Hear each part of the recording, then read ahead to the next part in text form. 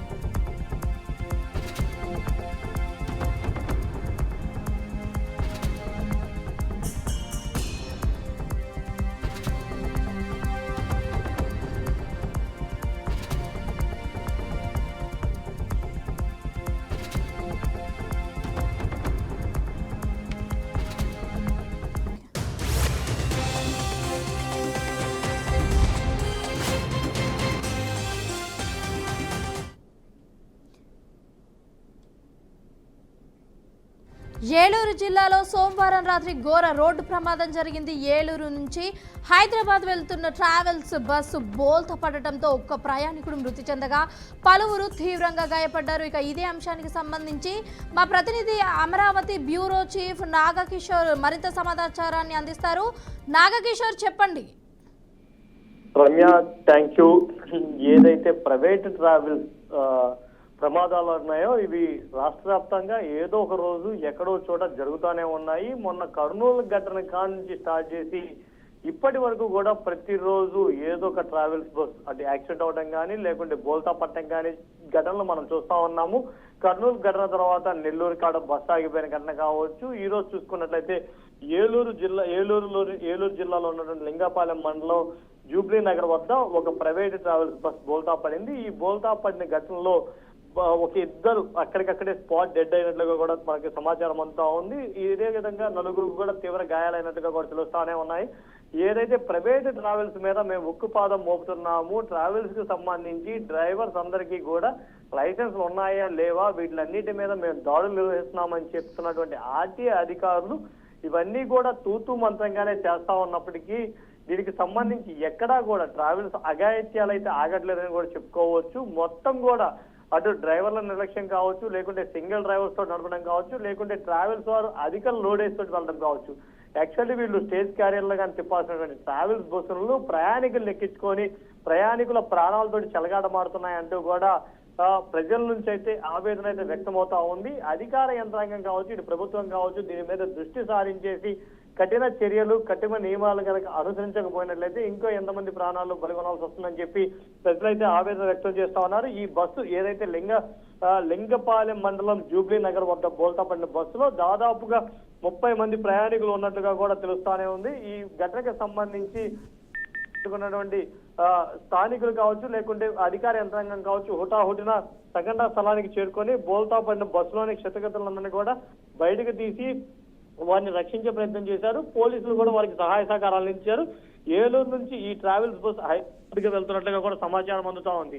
ఏదైతే అధికార యంత్రాంగం ఉందో ఈ రెవెన్యూ దీనికి సంబంధించినటువంటి రోడ్ ట్రాన్స్పోర్ట్ అథారిటీ ఏదైతే ఉందో వీళ్ళందరూ కూడా దీని మీద ఏదైతే ట్రావెల్స్ బస్సుల విచ్చలవిడితనం ఉందో దీని మీద ఖచ్చితంగా దృష్టి సారించాల్సిన పరిస్థితి రావాలని చెప్పి అయితే ప్రజలు డిమాండ్ చేస్తా ఉన్నారు. ఇప్పటికైనా సరే ఈ అధికార యంత్రాంగం తూతూ మంత్రంగా ఏదో పెనాల్టీలు విధించాము పంపించామన్నట్లు కాకుండా అసలు డ్రైవర్లకి వాళ్ళు నిజంగానే 10th క్లాస్ చదివాక హెవీ లైసెన్స్ డ్రైవింగ్ లైసెన్స్ తీసుకున్నారా, లేకుంటే ఫేక్ సర్టిఫికేట్స్ పెట్టి డ్రైవింగ్ లైసెన్స్ తీసుకొచ్చారా, అసలు వాటి కండిషన్స్ ఏంటి, వాటికి సరైన అనుమతులు ఉన్నాయా లేవా అనే అంశాలను కూడా క్షుణ్ణంగా పరిశీలించిన తర్వాతే ట్రావెల్స్ బస్సుల్ని రోడ్ల మీదకి వదలాలని చెప్పి అయితే ప్రయాణికులు అదేవిధంగా ప్రజలు కోరుకుంటా ఉన్నారు. కానీ అధికారుల మట్టికి ఏదైతే ఈ ఇన్సిడెంట్స్ జరుగుతున్నాయో జరుగుతున్న తరుణంలో అక్కడక్కడ చెక్ పోస్టులు కావచ్చు, టోల్ గేట్లు కావచ్చు, ఏదో తూతూ మంత్రంగా ఒక 5 నుంచి 10 బస్సులు ఆపడం, తర్వాత వాళ్ళు యథావిధిగా వదిలేయడం తోటి ఈ ప్రమాదాలు అయితే ఎక్కువ అవుతున్నాయని చెప్పుకోవచ్చు. ఇప్పటికైనా సరే ప్రభుత్వం కళ్ళు తెరిచి ఈ ప్రైవేట్ ట్రావెల్స్ దందా మీద కనుక కఠిన చర్యలు కనుక తీసుకోపోయినట్లయితే ఇంకెంతమంది ప్రయాణికుల ప్రాణాలతో చెలగాటం ఆడాల్సి వస్తుందో అని చెప్పి ప్రజలైతే ఆవేదన వ్యక్తం చేస్తా ఉన్నారు. Ramya, thank you Nagakishore, thank you for the update.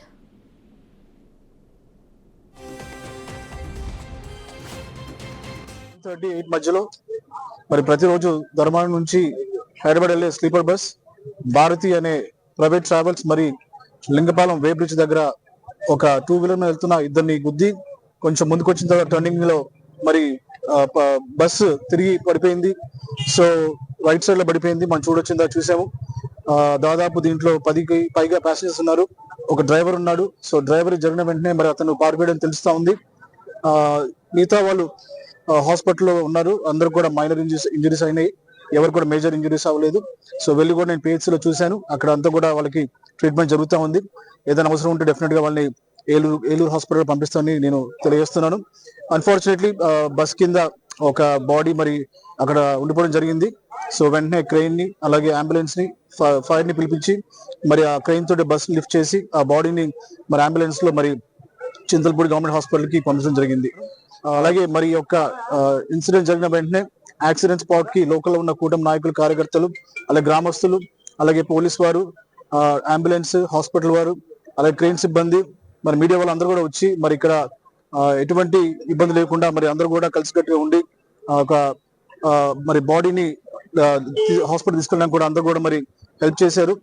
ఈ విషయంలో నేను కూడా మరి పోలీస్ వారితో మాట్లాడి అసలు ట్రావెల్స్ వారితో మాట్లాడి ఈ విషయంలో మరి ఎందుకు తప్పులే జరిగింది అనే విషయంపై మేము గట్టిగా స్ట్రిక్ట్ గా యాక్షన్ తీసుకున్నామని చెప్పి